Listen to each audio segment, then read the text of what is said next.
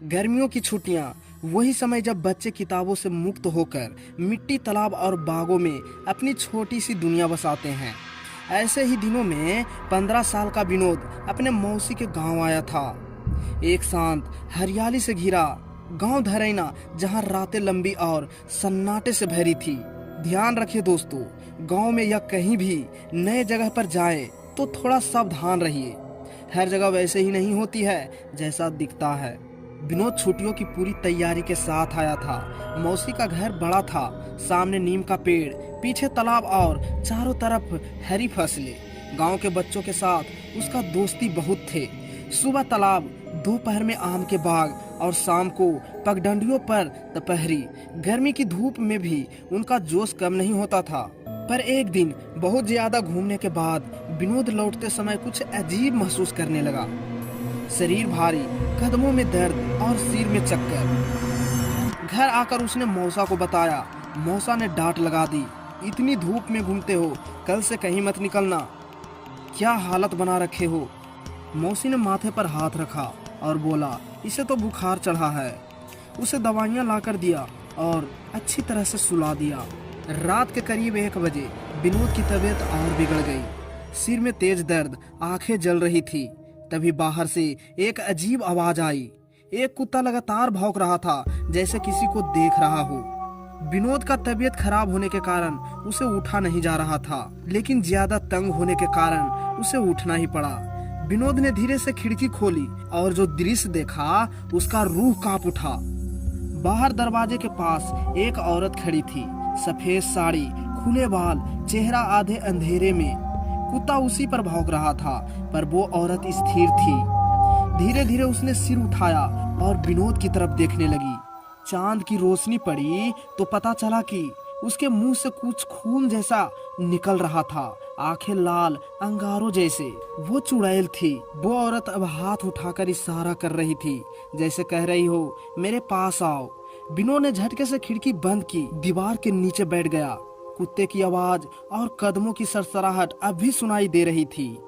थोड़ी देर बाद मौसा जाग गए। क्या हुआ, कुत्ता इतना क्यों भौंक रहा है? उन्होंने दरवाजा खोला तो देखा कि बाहर कोई नहीं है, सन्नाटा ही सन्नाटा। अंदर जाकर विनोद को देखा तो वो एक कोने में जाकर कांप रहा था। चेहरा सफेद, शरीर ठंडा पड़ा था। मौसा ने बोला, क्या हुआ विनोद? विनोद ने कांपती आवाज में सब कुछ बताया।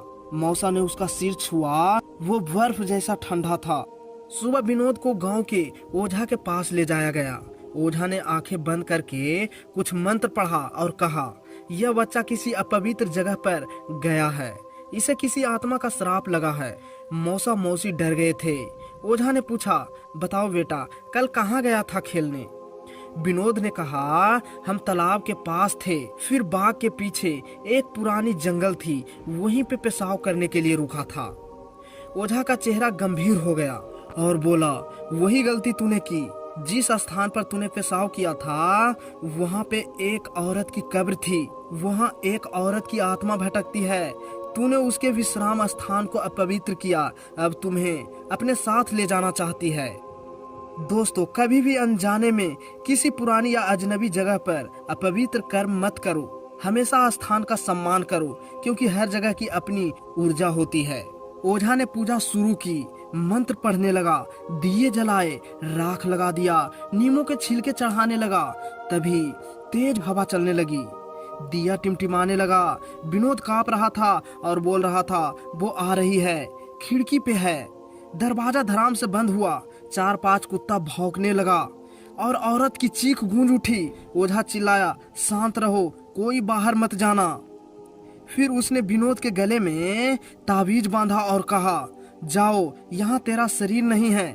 धीरे धीरे विनोद शांत हो गया, बुखार उतर गया। मौसा ने घबराकर ओझा से पूछा, क्या ये अब ठीक हो जाएगा? ओझा ने कहा, हाँ, एक ही उपाय है, इसे यह ताबीज गले में पहना दो और कुछ दिनों के लिए यहाँ से दूर भेज दो, तभी पूरी तरह से छुटकारा मिलेगा। 2-3 दिन बाद सब कुछ ठीक दिख रहा था, पर तीसरी रात मौसा ने देखा विनोद खिड़की के पास खड़ा है। उन्होंने पूछा, क्या हो रहा है बेटा? विनोद ने धीरे से कहा, वो फिर आई थी मौसा, बस इस बार मुस्कुरा रही थी और बाहर वही कुत्ता फिर से भौंकने लगा। मौसा मौसी ने वैसा ही किया जैसा कि ओझा ने कहा था। विनोद को अपने घर तक पहुंचा दिया। धीरे धीरे सब सामान्य हो गया। दोस्तों याद रखिए, जब भी कहीं बाहर या गांव जाए, कभी भी अंधेरा या अनजान जगह पर पेशाब मत करिए। अगर बहुत जरूरी हो तो पहले ताली बजाकर या आवाज करे उस जगह की ऊर्जा को सतर्क कर दीजिए, ताकि कोई अदृश्य शक्ति आपसे न टकराए। सम्मान करिए हर स्थान का, क्योंकि हर जगह में कोई न कोई आत्मा ठहरी होती है। मेरे भी पास होंगे, यहाँ पे भी होंगे, आपके भी पास होंगे, लेकिन जब तक मैं उसे कुछ कर ना दूं, तब तक मुझे भी कुछ नहीं करेगा।